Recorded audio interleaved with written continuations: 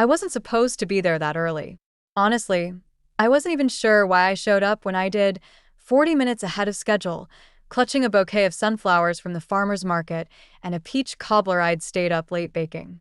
My daughter had told me to arrive at 11, not a minute sooner. "Everything's taken care of, Mom," she'd said with a forced brightness over the phone, the kind that conceals more than it reveals. "Just bring yourself." But I couldn't shake the feeling that I needed to do more. Be more. That was the way it had always been. I had built my entire identity around showing up, even when I wasn't asked to. Especially when I wasn't asked to. So when I pulled into their driveway that morning, the windows of their polished, new construction home still steamed from early morning showers, I stepped out of my car quietly, cobbler cradled in one arm, flowers in the other. I wasn't prepared for what I'd hear through the kitchen window. "She won't last the year," my daughter said flatly. "It's time we made plans for the house." I froze mid-step, the soft creak of my foot on the porch sounding like a cannon blast in my ears. "My house? Don't say that," came my son-in-law's voice, Russell. But his tone wasn't protesting. It was thoughtful, practical. "You saw how long it took her to remember her PIN at the pharmacy last week. I mean, that was kind of scary." "She was confused at the grocery store, too," my daughter continued. "The woman forgot she already bought milk and went back in again. And she repeats herself. A lot. The signs are there, Russ. She's declining." I took a step back from the window, my fingers tightening around the foil-covered pie dish. "She's just not who she used to be," my daughter said with a sigh. "And let's be honest, that house is way too much for her. She can't keep up with it. It's dangerous, really. The stairs, the uneven patio, the garden, it's a lawsuit waiting to happen." "She's always been stubborn," Russell added. "But maybe this time she'll listen. Maybe if we talk to the facility in Ashwood, they'll do a wellness assessment. That'll help convince her." "I think it's time," my daughter said. "The sooner we act, the better." And then nothing. No disagreement. No affection. No hesitation. Just silence. The kind of silence that comes after a decision has already been made. Final. Neat. Tidy. I turned and walked back to my car without ringing the doorbell. Without announcing my presence.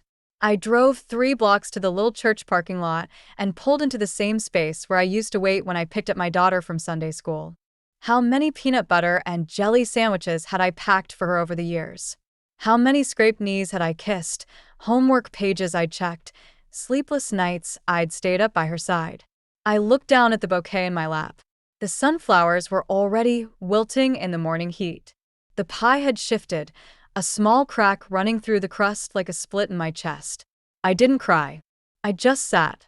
It was like I'd slipped through some invisible crack in time. One moment, I was a mother, a grandmother, a fixture. The next, I was a liability, an inconvenience, an obstacle. I'd been widowed for 4 years. After my husband passed, I managed everything on my own. Paid the bills, maintained the house, tended the garden, painted the fence, hosted Thanksgiving dinner twice. And now, without so much as a conversation, I was being talked about like I was a burden they needed to unload. Gently, of course. Kindly. With all the correct, modern euphemisms. But the truth? They were planning my exit. Well, they were right about one thing. I wouldn't last long. Not like this. That afternoon, I returned to my home, a weathered, 2-story white Victorian with ivy crawling along the porch columns and the scent of rosemary and thyme wafting from the garden. I made myself a cup of tea and sat at the kitchen table, staring at the sunbeams catching the edges of my china cabinet. Everything in that house had a memory, a history, a purpose. I had spent my entire adult life making sure everyone else had what they needed. What had I kept for myself? Nothing. Until now. Because something inside me had cracked, not broken, not yet, but cracked. And from that crack came something unfamiliar. Something sharp. Fierce. Electric. I wasn't going to wait around for them to decide when my story ended. That night, I made 3 phone calls. First, to my lawyer, Michael Everett. "I'd like to update the deed on my home," I said, "and rewrite my will." Michael hesitated. thinking of downsizing? No, I said quietly. I'm thinking of protecting what's mine. Second, to my old friend June, who had been a realtor in town for over 2 decades. I need you to find me a property, I said. Small, private, out of the way.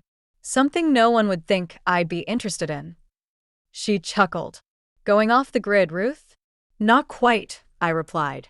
But I need a place. Just for me. Somewhere quiet. Somewhere no one can take away. And third, to the post office. I'd like to set up mail forwarding, I told the clerk. Temporarily. Just a month or so. Going on vacation? She asked cheerfully. I smiled into the phone. Something like that. That night, I went up to the attic, dug out an old cedar chest I hadn't touched in years. Inside were things I'd packed away long ago. Art supplies, letters I'd written to myself and never mailed, journals full of dreams I'd abandoned. I sat cross-legged on the floor, breathing in the scent of old wood and lavender sachets. I found a self I'd forgotten was there. Not the mother, not the widow, not the burden, just Ruth. And I made a decision. If they wanted to erase me from my home, my life, my story, they were going to have to do it without my consent. Because I had other plans. And a secret they would never see coming. Before we continue, take a moment to let me know where you're watching from in the comments. And don't forget to like and subscribe to more powerful stories like this one. The next morning, I watched the fog roll in over the garden while my tea steeped. I had barely slept. I wasn't sad. Not in the way people expected someone like me to be, not devastated, not broken. No. Something far colder had taken its place. Focus. Precision. That strange clarity you get when someone shows you exactly what they think of you, and you finally believe them. I stood barefoot in my kitchen, looking at the phone sitting quietly on the table, as if it hadn't shattered something inside me just 24 hours ago. I scrolled through the last few texts from my daughter, Angela. They were all cheerful, surface-level updates. Pictures of the grandkids. A forwarded recipe. A list of reminders about what to bring for the brunch. It was all so polite. So performative. A daughter playing the part of a good daughter. All while secretly arranging my transition into assisted living. And planning to sell my home. The very one I'd poured my soul into for 43 years. I looked around at the kitchen I'd remodeled by hand with my late husband, Michael. The teal subway tile backsplash we'd argued about, the oak cabinets we'd stained together one summer when we couldn't afford to replace them, the window herb boxes we'd built the year after he died to keep me busy. And they wanted me out of here? Like I was just a squatter in my own life? I opened my notebook and started making lists. Lists calm me. And this time, they gave me power. I titled the first page, Operation Vanishing Act. Underneath it, I wrote 3 bullet points. Secure the new property. No family involvement. No shared paperwork. Seal the trust revisions, ironclad. No loopholes. Let them think they've won. I had a 4th bullet point in mind, but didn't write it yet. It was too big. Too personal. Too risky. Instead, I packed a small bag and drove across town to June's office. June Whitaker had known me since Angela was in preschool. She'd been the one to sell us this house when I was pregnant with my son, Eric. We'd lost him when he was only 2. Angela never talked about him anymore. Ruth, June greeted me brightly, looking up from her desk. You're up early. I need to disappear, I said. She blinked once, then smiled knowingly, like I'd just told her the first chapter of a novel she'd already imagined. I've got 3 listings that might suit you, she said, pulling out a folder. One is a little fishing cottage up on Holloway Bluff. Remote, gorgeous sunrise views. The other 2 are inland, one near the old mill, and another that's been converted from a small schoolhouse. I leaned forward as she spread the photos out. The fishing cottage took my breath away. Perched on a quiet cliffside, surrounded by pine and silence. Weather-beaten shutters, a wraparound porch, and the kind of crooked charm that felt more like a sanctuary than a structure. I want this one, I said without hesitation. June's eyebrows lifted. You sure? It needs work. I'm not afraid of work. Just of staying where I'm not wanted. She studied me then. Really looked. I heard about what happened, she said carefully. Angela was at my sister's hair salon last week. Said you were showing signs of cognitive decline, that you might not be safe on your own anymore. I let the words land, let them hang in the air like smoke. She's planning to sell my house, I said. June's expression hardened. Your house, not hers. I nodded. That's why I'm here. I want the cottage in my name only. Title transferred discreetly. And I want to put it into a trust. Michael Everett is handling the legal work. She tapped her pen on the desk and leaned in. I'll help you, she said, her voice low but firm. But you should know what you're doing is going to cause some waves. Let them crash, I replied. I'll be out past the breakers by then. By Thursday, the paperwork was in motion. The trust was drafted. The cottage would be mine in less than 2 weeks. I made arrangements for a contractor to begin basic renovations, new locks, light plumbing, window treatments. I told June to use her husband's contracting firm, the one that didn't ask questions. Meanwhile, I let Angela think I was slipping. I canceled a few lunch plans with vague excuses. I forgot to return a borrowed pie dish. I even let a bill go unpaid, just one, and waited for her to notice. She did. Texted me a concerned message. Mom, I saw a past due on your electric bill. Everything okay? I replied 2 days later. Oh, dear. I'll look into it. Must have slipped my mind. Let her worry. Let her think the cracks were spreading. Because while she was rehearsing the script of my decline, I was writing a different ending. That Sunday, Angela stopped by unannounced. I was in the backyard, clipping hydrangeas. She walked out the sliding door, coffee in hand, all fake smiles and sing-song worry. Mom. You didn't answer your phone again. I was worried. I must have left it inside, I said, not looking up. She sat down on the bench near the flower bed and watched me snip stems. You've got so many of these. You should let someone help you with the yard work. I smiled without warmth. She studied me for a beat too long. I could tell she was measuring me, trying to determine if my mental decline was moving quickly enough to justify her timeline. You seem tired, she said gently. Have you thought more about that senior community I mentioned? They have garden plots. You could still enjoy all this without the heavy lifting. I stood slowly. My shears dangled at my side like a weapon. Angela, I said, finally meeting her eyes. Have you already talked to a realtor? Her lips twitched. We're just exploring options. Options, I echoed. For a house that's not yours. Her smile faltered. I'm trying to make sure you're safe, Mom. You don't have to live like this anymore. This, I said, gesturing to the home I'd built with her father. You mean independence? Ownership? Memory? Don't twist my words, she snapped, the facade slipping. I'm not twisting anything, I said softly. I'm just listening. Finally. Angela stood up, coffee forgotten. I just want what's best for you. No, I said, wiping my hands on my gardening apron. You want what's most convenient for you. She blinked. I didn't wait for her reply. I need to get back to the hydrangeas, I said. They don't prune themselves. She hesitated, then turned and walked back inside. No hug. No goodbye. Just silence. Again. As I watched her go, the fourth bullet point from my notebook returned. One last step in the plan. The most important. Choose an heir who deserves it. Because if my daughter thought she could erase me from the story, she clearly forgot who wrote it in the first place. By the following Friday, I had everything in motion. The cottage on Holloway Bluff was mine, quietly, legally, and with no digital trail my daughter could track without a warrant.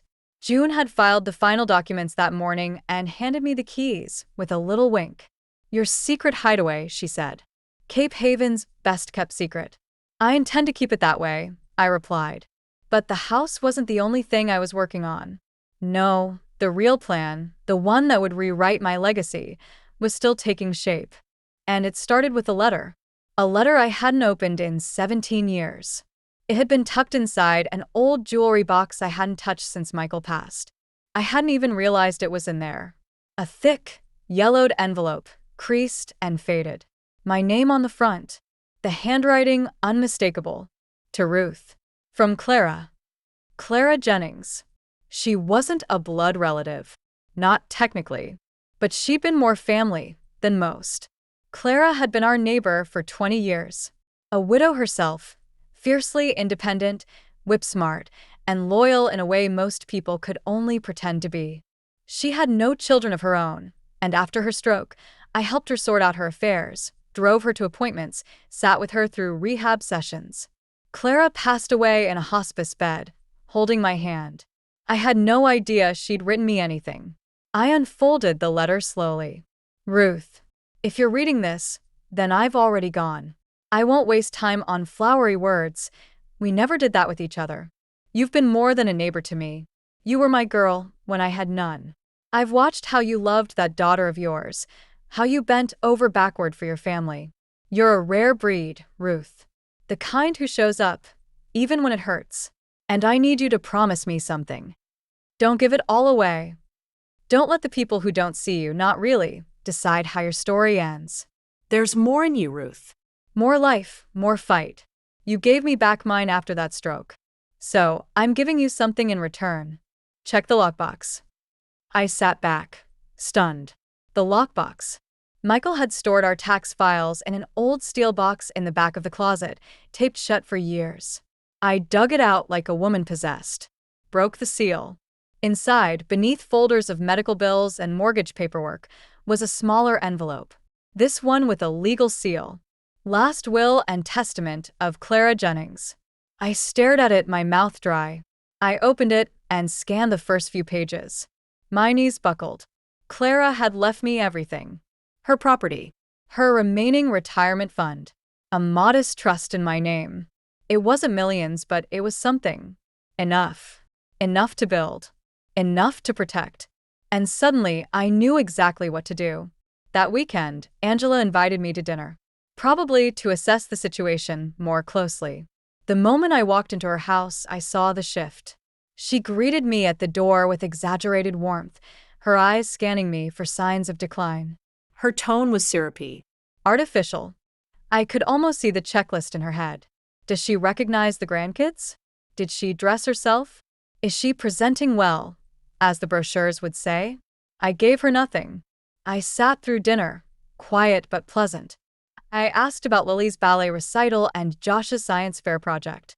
I complimented the roast chicken. I offered to help with dishes. Mom, Angela said as we stood at the sink, I've been thinking about next steps. There it was. I found a place, she said carefully. It's beautiful. Just outside town. They have a community garden and art classes. There's a woman there your age who teaches oil painting. That sounds nice, I said, rinsing a plate. They even allow you to decorate your space however you want. It's not an institution, Mom. It's a lifestyle upgrade. I dried my hands, turned to face her. And where do you factor into this lifestyle upgrade? She blinked. What do you mean? You and Russell have already picked out my room. You've already budgeted the house sale into your remodel, haven't you? New kitchen? Maybe a sunroom? The color drained from her face. Mom, that's not fair. No, I said sharply. What's not fair is deciding that I'm a liability, just because I didn't jump when you said jump. What's not fair is talking about me like I'm expired milk. Angela's voice trembled. You're making this into something it's not. I love you. I'm trying to help. Then stop helping, I said, my voice low. Because I don't need it. She stared at me, and for the first time, I saw something behind her eyes, fear. Not of my health, not of my age, of losing control. I leaned closer. You think I'm alone in this world, I said. That I've got no one. No options. But here's what you don't know. I took a breath, steadied myself. I've already rewritten my will. The house is no longer yours. And the trust? It's been altered. Trust, she repeated, confused. Yes, I said. The trust your father and I built. And the new one Clara left me. Clara Jennings? She asked, stunned. She saw me, Angela, in ways you never have. Angela opened her mouth, but no words came. I picked up my purse. Tell Russell to cancel the appointment. I'm not going anywhere. I turned and walked out before she could respond. Back at home, I sat at my kitchen table and pulled out the second list I'd started, this one with a single line at the top. Who deserves my legacy? Not Angela. Not Russell. Not even the grandkids, not yet. They hadn't earned it. But someone would. Someone who hadn't asked. Someone who hadn't taken. Someone who still believed that women like me, quiet, steady, overlooked, could still carry thunder in their bones. I had just the person in mind, and she had no idea what was coming. 2 days after the dinner with Angela, I mailed the letter that would change everything. I stood in line at the post office just after noon, the envelope tucked carefully in my bag, sealed by hand and addressed in my neatest cursive. I used a navy blue pen, the same color I'd used to sign my marriage certificate 44 years ago, and later, my husband's death certificate. The clerk, a young man with kind eyes, handed me the receipt without comment. He didn't ask what was inside. He didn't know that with a single stamp, I had altered the trajectory of an entire inheritance. I stepped out into the sun, exhaled slowly, and whispered, "It's done." But let me rewind for a moment. Let me tell you why that letter mattered so much, and to whom it was sent. Her name is Savannah Witt. She's not family, not by blood, not by any legal definition, but she's the closest thing I've had to kin in years. Savannah is the 23-year-old daughter of my late best friend, Miriam. Miriam and I taught together for over a decade, me in literature, her in special education. We were inseparable in our early careers, raised babies side by side, held each other through miscarriages and job changes and parent-teacher conferences. Miriam passed unexpectedly 4 years ago, an aneurysm. One morning she was fine. That night she was gone. Savannah had just graduated college. No siblings. No father in the picture. And Angela, for all her social awareness and fundraising for family foundations, never once reached out to the girl who used to call me Aunt Ruthie. But I did. I made her dinner twice a month for the first year.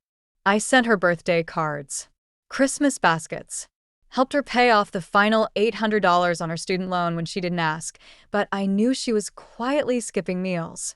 We never talked about it. That's how Savannah is: proud, tender, brilliant.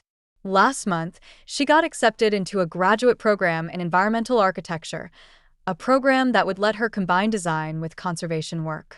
But she emailed me in a rare moment of vulnerability to say she deferred. Too expensive. Too uncertain. Too much to carry alone. So when I read her message, it hit me like a bell. This is who I want to leave it all to. Not because she's perfect. Not because she's related. But because she's worthy. Because she remembers birthdays and returns Tupperware. Because she still hugs with both arms and listens when you talk. Because she's the kind of woman I was before life whittled me down into something small and obedient. The day after the dinner with Angela, I sat at my desk and wrote Savannah a letter. Not a legal notice. Not a dry financial document. A letter. Pen to paper. Words she could hold in her hands and reread on hard days. My dear Savannah, you've probably been wondering why your old Aunt Ruth has been so quiet lately. It's not because I'm tired. Quite the opposite. I'm waking up. I overheard something recently, something painful, and it opened my eyes to the truth I've been avoiding for years. I've spent too much of my life shrinking to fit inside other people's expectations. And now, I've decided to live the rest of it on my own terms. I've purchased a small cottage. I've rewritten my will. And I've set up a trust in your name. You didn't ask for any of this. That's why you deserve it. I know you're scared about that program in Vermont. I want you to go. I want you to build green cities and rooftop gardens and homes that feel like sanctuaries for people who don't have any. I want you to remember that your worth isn't measured by how little space you take up, but by how fully you inhabit the life meant for you. You're not a backup plan. You are the future. And I'm proud to be part of it. Love always, Ruth. I sealed the letter and attached a single, folded check beneath it. Not extravagant, but enough. The first disbursement from Clara's trust. More would follow. But this was the beginning. And I knew, the moment she opened it, Savannah's entire world would shift. Not with noise, not with announcements, but with possibility. I've always believed the biggest revolutions begin quietly. That afternoon, I returned home and began the final phase of my plan. I logged into my online banking and disconnected the joint access I'd once given Angela. Years ago, after Michael's death, she'd helped with bills. I'd let her stay attached, thinking it was convenient, thinking it meant closeness. No more. I moved the majority of my savings into the new private account I'd opened through Clara's trust. I froze the equity line tied to the beach house. I even changed the locks, not because I was scared, but because I was done leaving doors open to people who kept walking out of them. That evening, Angela called. "Mom," she said, her voice breezy, "I wanted to drop by tomorrow. Russell and I have something to discuss, some options we wanted to walk you through." "I'm not home," I said simply. A pause. "Oh, where are you?" "Out," I said, sipping my tea. "Just out." "Are you with someone?" she asked, suspicious. I smiled at the implication. No. "But I'm not alone either." Another silence. This one longer. "Are you okay, Mom?" she asked. I could hear the shift in her tone. She wasn't sure what to make of this version of me. "I'm more than okay," I said gently. "I'm awake." That night, as the moonlight spilled across the ivy on my bedroom wall, I finally felt still. Not numb, not afraid. Still, like a lake after a storm. My legacy was no longer up for grabs. It wasn't a prize to be divided among the most persistent hands. It was a gift. And it was going to someone who saw it for what it was. They thought I'd go quietly. But I've never been louder. I visited the Bluff cottage for the first time as its owner 3 days after mailing the letter to Savannah.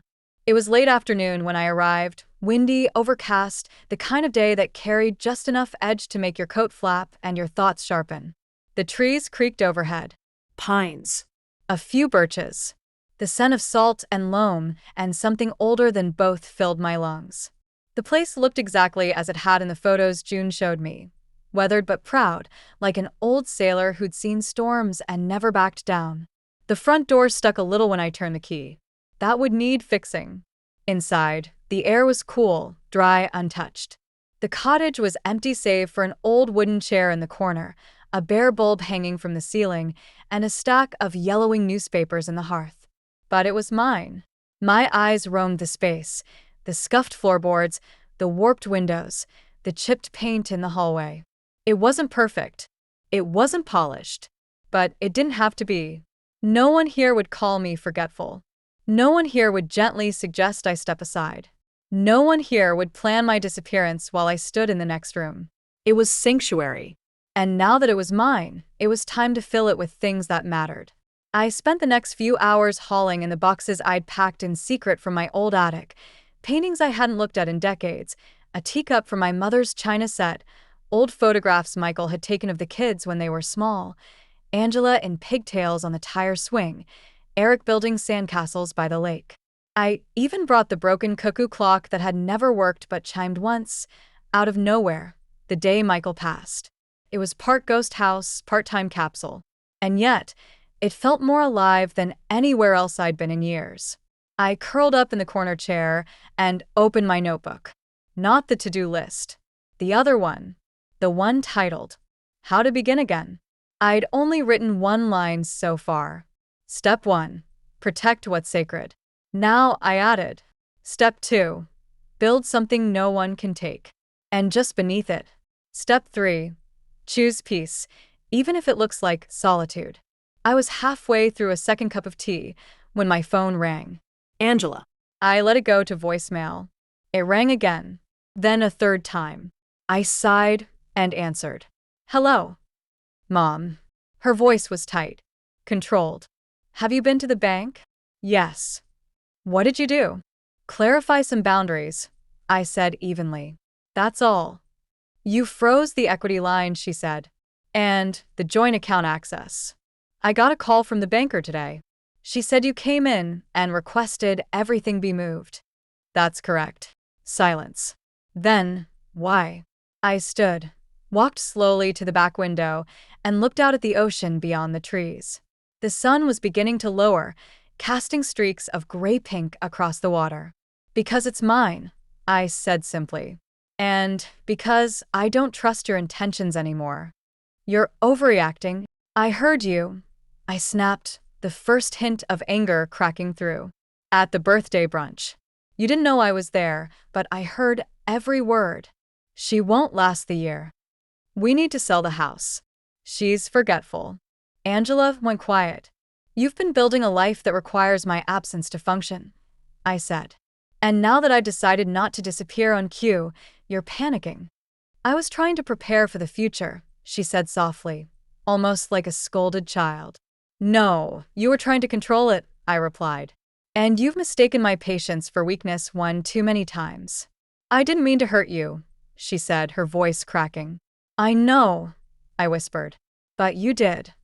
We were both quiet for a moment. Then she said, Are you alone right now? No, I replied, my gaze on the ocean horizon. I'm with someone. Who? Myself. I hung up. That night, a storm rolled in. The kind that rattles windows and throws rain sideways. The kind that feels like a reckoning. I didn't sleep much. I sat by the fireplace with a wool blanket wrapped around my shoulders, watching the sky tear open in flashes of silver.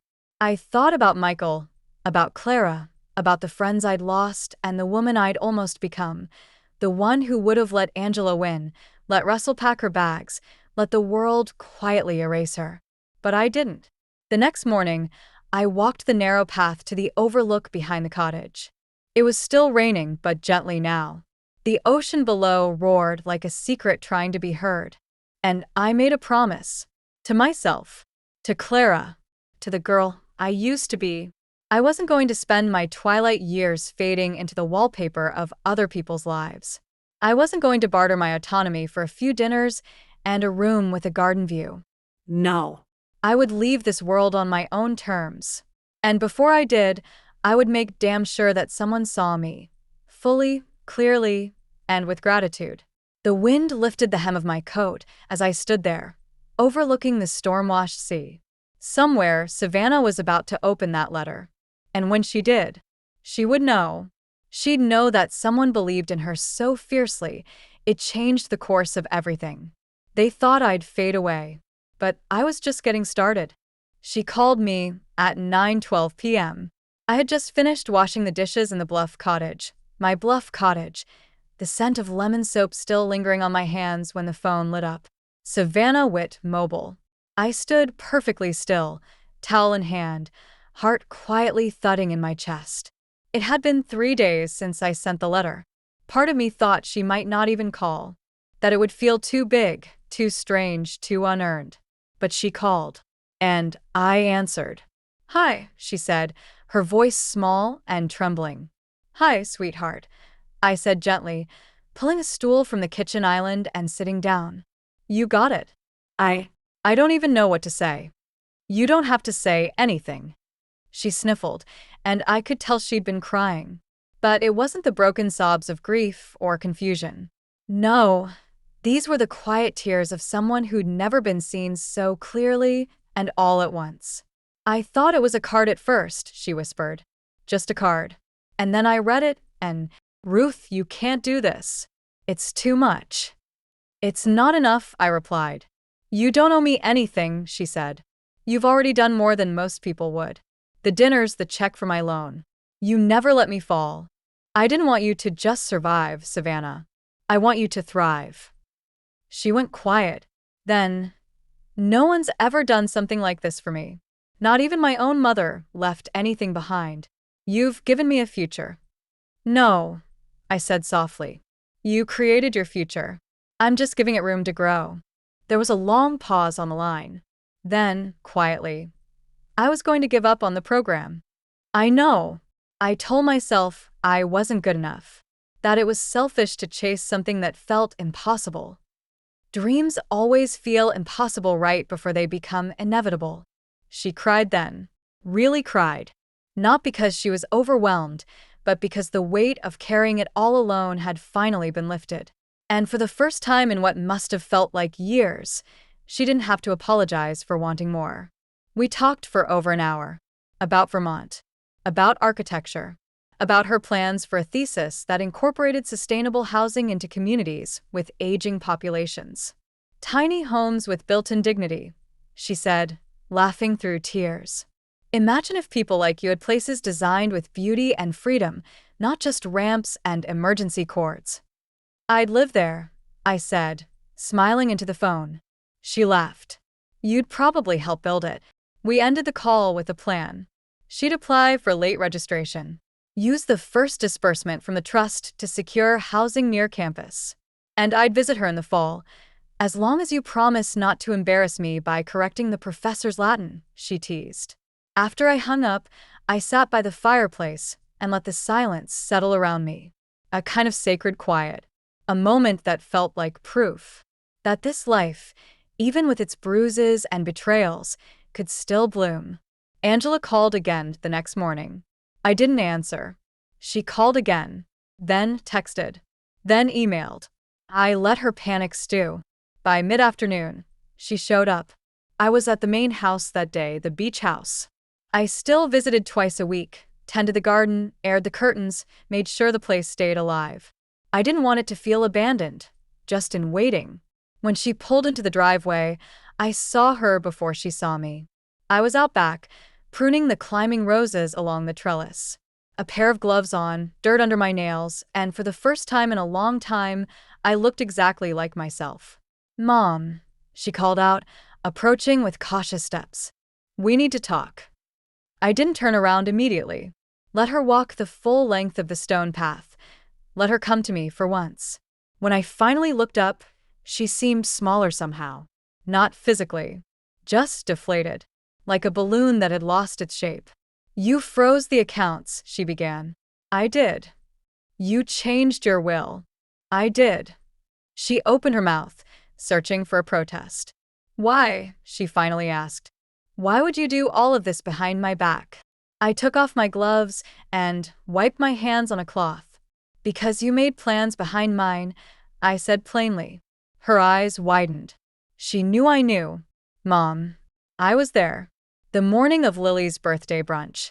I heard you and Russell. She paled. You were talking about where to place me.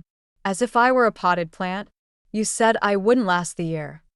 That's not, she began, but then stopped. There was no saving it.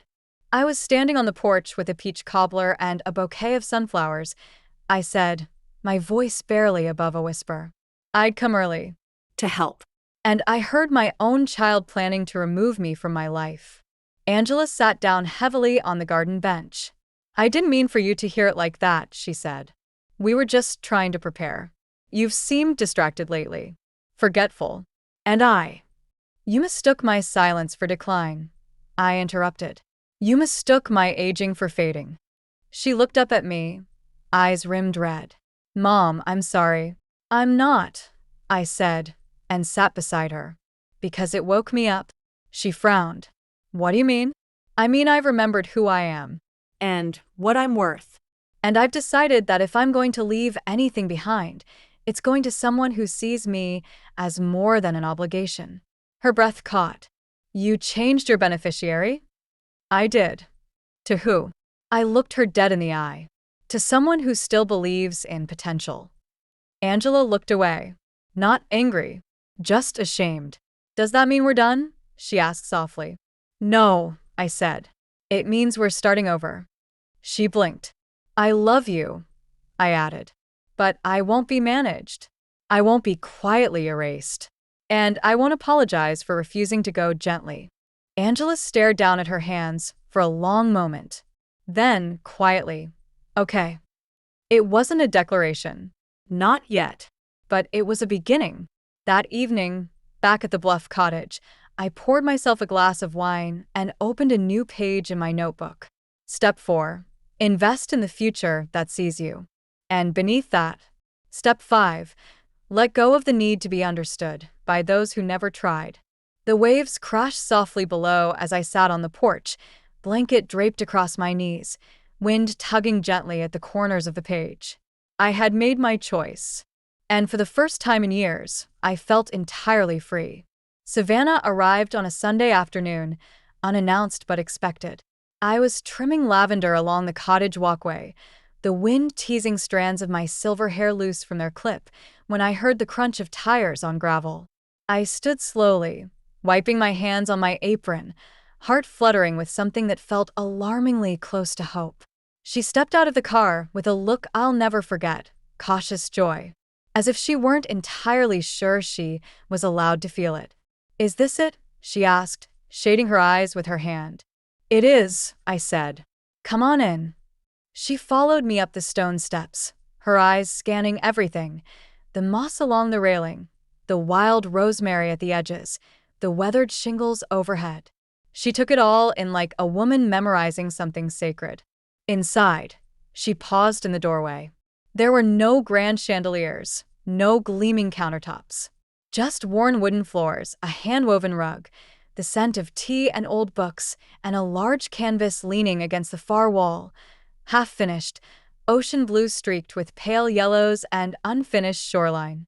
"You're painting again," she said, eyes wide. "I am. I didn't know you painted." "No one did," I said softly. "I packed that part of myself away a long time ago." "Why?" she asked. "Because people needed me to be other things. A wife. A mother. A volunteer. A scheduler. A problem solver. Somewhere in the middle of all that, I started believing I had to earn my place in the world by shrinking." She turned and looked at me, her voice trembling. "That's exactly how I've been feeling." We sat at the old pine table. I poured us both tea. She brought a small tin of lemon cookies, homemade, sweet, flaky, filled with sunlight. She told me about Vermont, about how, for the first time, professors weren't dismissing her ideas because of her age, about how the campus housing was older but cozy, about how she'd already met a group of classmates who shared her passion for sustainable, inclusive design. "And guess what else?" she said, grinning. "There's an elective in community-based environmental planning. We'll be building a demo site this spring. I'm thinking of proposing a garden village, small living spaces with native plants and multi-generational access points." My eyes lit up. "A whole village?" "Eventually. But I want to pilot it first. Maybe even use this cottage as a case study. Is that okay?" I reached across the table and took her hand. "Savannah, it's more than okay. It's the first time this place will grow, not just age." She bit her lip, blinking fast. "I still don't feel like I deserve any of this." "You don't have to," I said. "You just have to carry it forward." After tea, I showed her the studio, a small, bright room at the back of the cottage. Slanted ceiling, wide window overlooking the pines and the ocean beyond. The scent of turpentine and canvas filled the air. Brushes lined the window sill like old soldiers waiting to be called back into battle. "This is beautiful," she whispered. "It's like the inside of your mind." I laughed. "A bit chaotic then?" "No," she said. Brave. Unapologetic. She wandered to the far corner and gently touched a photograph I'd pinned on the wall. Me and Michael, young and in love, standing on the very beach visible from the bluff. "You were beautiful," she said. "I still am," I replied with a wink. She grinned. "You are." We stood there in silence for a while, the wind tapping gently at the windows. Finally, I said, "There's something else I want to give you." She turned to me, confused. I reached for a small leather-bound journal, the one I'd started at the beginning of this quiet rebellion. I flipped to the back, where I had scribbled notes under a heading that read, "What I wish I'd known at 23. 1. You can outgrow a version of yourself without apologizing for it. 2. People will try to shrink you, sometimes lovingly. Grow anyway. 3. You don't owe anyone your silence. 4. The scariest doors are the ones that lead back to your own voice. 5. Legacy isn't what you leave behind. It's what you give while you're still here."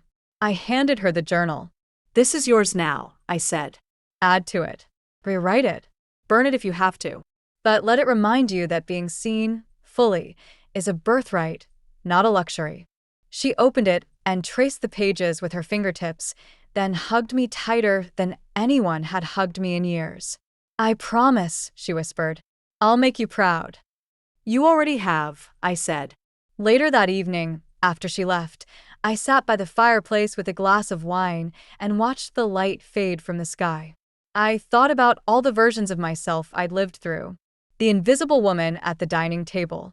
The gentle matriarch giving away her time and silence like party favors. The quiet wife. The quiet widow. And now I was a lighthouse. Still standing. Still shining. Even when the ones I loved sailed in the other direction.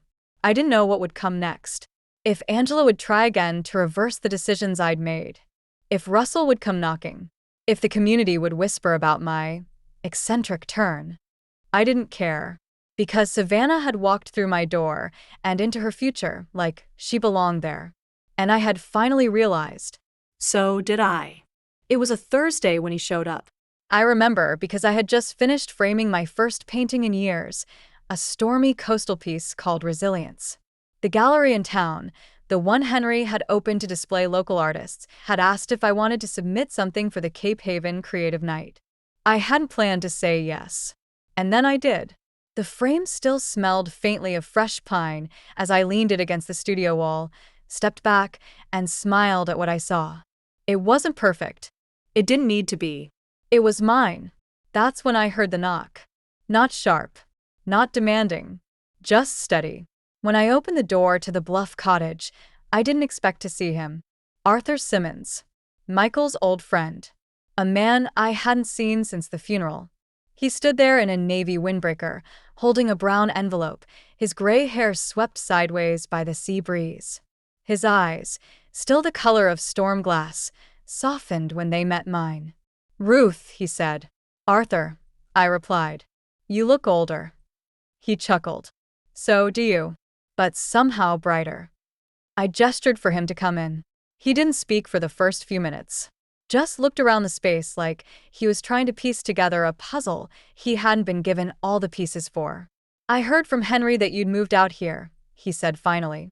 "Not quite a move," I replied. "A return." "To what?" "To myself." He nodded as if he understood. And maybe he did.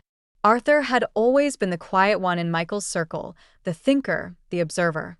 He and Michael had taught together for years, but after the funeral, he'd faded from view. Retired early. Moved out west. I hadn't heard from him since. "What brings you back?" I asked, pouring tea into the chipped blue mugs that had somehow become my favorite. He hesitated, pulled the envelope from his coat. "I found this," he said, sliding it across the table. "Michael left it with me. Years ago. Asked me to give it to you if certain things ever happened." I stared at it. My name. His handwriting. I didn't move. "What things?" I asked softly. He didn't say. Just told me I'd know. "And after Henry told me about your painting, the exhibit, the cottage, well," he gestured around. I figured this was it. I reached for the envelope with hands that didn't feel like mine. Inside was a letter. And a photograph. I looked at the photo first, me. 26, laughing on a pier in a floral dress. Wind in my hair. Michael must have taken it on one of our camping trips before the kids. I looked carefree. Whole. Then the letter. "Ruth, if Arthur is handing this to you, I trust it means you've remembered who you are. You always gave so much, to me, to Angela, to everyone. I worried that after I was gone, you'd forget that you were a person first. Not just someone who held things together. I know I asked you to downsize, to stay close to Angela. That was my fear talking. Fear of you being alone. Fear of her needing help. But you were never the one who needed direction. You've always known the way. If you've found your fire again, if you've picked up a paintbrush or told someone no without apology, then let me just say this. I see you. I saw you every day of our life together. And I would do it all again just to watch you remember your magic. Live, Ruth. Like it's your second wind. Because it is. Love. Michael." I folded the letter gently, my fingers trembling. My eyes stung. Arthur said nothing. He didn't have to. Eventually, I looked at him and asked, "Did you know he'd written that?" "No," he said. But it sounds like him.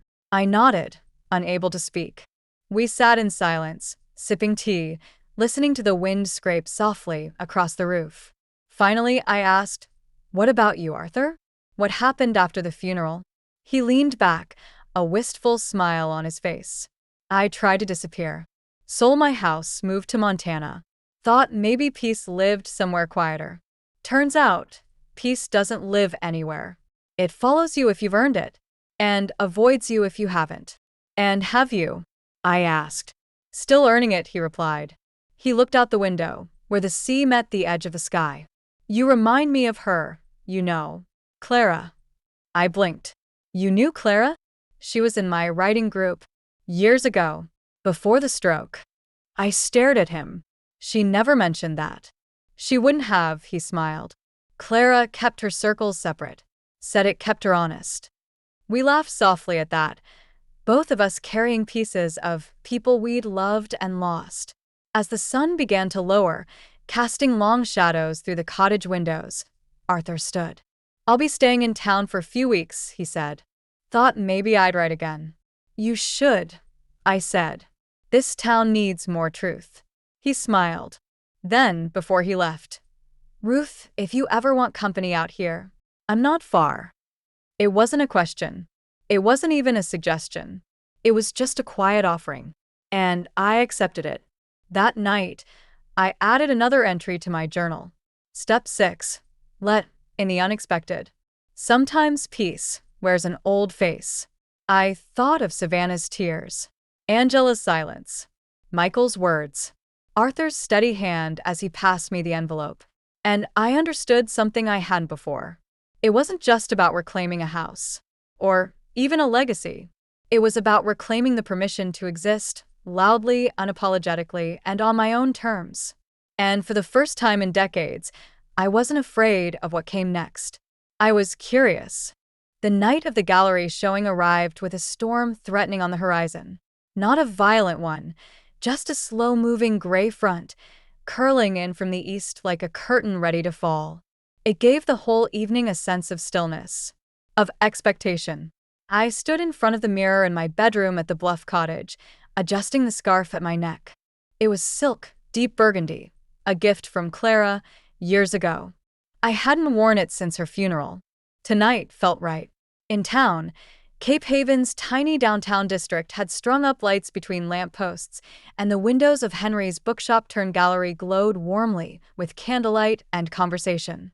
This was the first Cape Haven creative night, Henry's idea, fueled by the local buzz after my surprise reappearance in the art community. I arrived just after 6, and I wasn't ready for what I saw. Inside the gallery, my painting, Resilience, hung on the far wall, framed in coastal pine and lit by 2 spotlights. The water in it churned beneath a twilight sky. A thin line of golden horizon broke through the clouds, hinting that calm wasn't just possible, it was earned. People were gathered in front of it, talking, studying, smiling. And next to the display was a small white card with 4 words I hadn't approved, but instantly understood. Ruth Whitaker, first work back. My name alone. Not as someone's mother. Not as a widow. Not as the executor of a husband's memory or the recipient of someone else's gratitude. Just Ruth. I moved through the crowd quietly, nodding at neighbors and accepting soft congratulations. Marta was already halfway through her second glass of wine and beaming with the pride of a stage mom. Your brushstrokes, she said, gripping my arm, are being talked about like they're gospel. I'm not sure they know what they're saying. I chuckled. Doesn't matter, she whispered, as long as they're saying it. She wandered off to corner a woman about joining the Thursday night Reclaiming Your Voice circle, and I took a moment to step back from the noise, anchoring myself near the back wall. That's when I saw her. Angela. Standing alone near the tea station, her coat folded over her arm, looking slightly out of place in her designer heels. Our eyes met. She walked toward me slowly, cautiously, like a woman unsure if the ground would hold beneath her. I wasn't sure you'd want me here, she said softly. I wasn't sure you'd come. She looked around. Savannah told me. I blinked. You talked to Savannah? She called. Wanted me to know about the exhibit. Said you gave her your blessing. I gave her more than that. Angela nodded. I know. A beat passed. She took a breath. Mom, I've been thinking a lot. About what you said. About everything I said that day in the kitchen, too. She looked ashamed. I try to control you because I was scared. You've always been the one who held everything together. And when I realized you were stepping away from that, I panicked. I wasn't stepping away, I said gently. I was stepping in. To something that belonged to me. Angela's eyes welled with tears. I see that now. And I'm sorry. For trying to shrink you into something more manageable. You didn't do that alone, I admitted. I let you. For a long time. Silence settled between us. Not heavy. Not tense. Just truthful. Then she reached into her purse and pulled out a small envelope. What's this? I asked, startled. I sold my engagement ring, she said. The one from Russell's mother. I never wore it. Too tight. Too much history. I've been saving the money for nothing in particular. I opened the envelope. Inside was a check. I want to contribute to Savannah's Village project, she said. Not for credit. Not to change your mind. Just because it's the first time I've seen a future that includes us all without asking anyone to vanish to make room. I looked up at her, stunned. And I know I'm not the heir anymore, she continued. But I'd still like to belong to your story. Even if it's not the version I expected. My throat tightened. Thank you, I whispered. That means more than you know. Later that night, after the gallery had cleared and the last guest had drifted back into the fog-touched evening, I stayed behind with Henry and Arthur. We opened a bottle of wine in the back room and listened to the sound of rain beginning to fall against the tin roof. You did it, Henry said, raising his glass. Did what? I asked. Came back. Arthur looked at me and added, not just to town, to yourself. I let the moment sink in. Savannah was going to Vermont in 2 weeks. Angela had begun attending the Thursday Reclaiming Circle. Jason, believe it or not, had asked if he could borrow my old Nikon camera. Said he wanted to photograph the coast like Grandma's painting. The waves were still breaking. The winds still howled on bad nights. But the tide was shifting. And for the first time in years, I wasn't clinging to the shore, afraid of what it might pull away. I was swimming again. That night, back at the Bluff Cottage, I added one final entry to my notebook before turning out the light. Step 7. Leave a legacy that can stand without you. And beneath it, in smaller writing, but still carries your fingerprints in every corner. I closed the journal, exhaled, and looked out over the ocean from my bedroom window. Tomorrow would come. Maybe hard, maybe soft. But when it did, I'd be ready. The Bluff Cottage was quiet the morning Savannah left for Vermont. She stood by the car in the early mist, her hair pulled back, backpack slung over one shoulder, and eyes sparkling with both nerves and anticipation. I handed her a thermos of coffee and the tin of lemon cookies she'd baked herself, a reversal of our earliest visits. You sure you've got everything? I asked. She nodded. Everything that matters. The trunk clicked shut. She hesitated, then pulled me into a tight, breathless hug. I'll call when I get there, she said into my shoulder. You better. She pulled back, laughing through misty eyes. You okay? I'm more than okay, I said. I'm proud. And I was. Not just of her, but of me. Because somewhere between the hurt and the hollowing out, I had planted something new. Something stronger. And I was watching it bloom in someone else's hands. As she drove away down the gravel path, I stood at the edge of the porch, wind curling the hem of my robe, and whispered, Go make the world softer, one wall at a time. Then I turned and walked inside, into the home that was no longer a hiding place, but a lighthouse. Autumn arrived gently in Cape Haven. Gold and fire-colored leaves tucked themselves along the fences. The mornings came colder, kissed with sea fog and silence. The town slowed, as it always did, folding inward after the tourist season faded. But I didn't slow. Not anymore. I opened a painting class at Henry's Gallery, Friday mornings, limited to 6 students. The waiting list grew longer than I expected. Women in their 60s and 70s, yes, but also high schoolers. A father and daughter pair. Even Marta, who painted a glorious mess of color on her first canvas and declared it a scream therapy session in oils. I also helped Savannah file the first land use application for the village project. She was designing a prototype space just like she described, one where independence wasn't lonely and aging didn't mean vanishing. Angela began showing up to gallery nights. Quietly at first. Then, with more confidence. She brought me soup when I had the flu, helped me organize the old family photos. Even asked if she could write down some of my stories. For Lily, she said. I let her. Because rebuilding doesn't mean forgetting the cracks. It means deciding which ones to fill and which ones to leave, to let the light come through. One crisp morning, I went down to the beach house to prepare it for winter.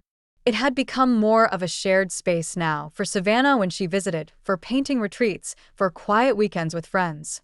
I didn't lock it up anymore like a fortress. I left it open, not for invasion, but for invitation. There was a letter waiting on the kitchen counter. Angela's handwriting. A sealed envelope. Inside was a note. Asterisk, Mom. I can't undo what I said. And I won't pretend I didn't try to sideline you, because I was overwhelmed and, frankly, afraid of what your independence meant about my control. But watching you now, watching Savannah bloom under your guidance, seeing your paintings in the gallery, hearing Lily talk about how Grandma changed her whole view on what aging looks like, it's changed me. I've signed the paperwork removing myself from any future claims on the beach house or your estate. It's yours, and it should remain yours, however you choose. Not because I've been cut out, but because I'm learning to step back and see you. Thank you for not disappearing, even when I tried to erase you. Asterisk. I folded the note gently and placed it in the small wooden box on the windowsill, the one where I now keep all the reminders that it wasn't just my family who changed.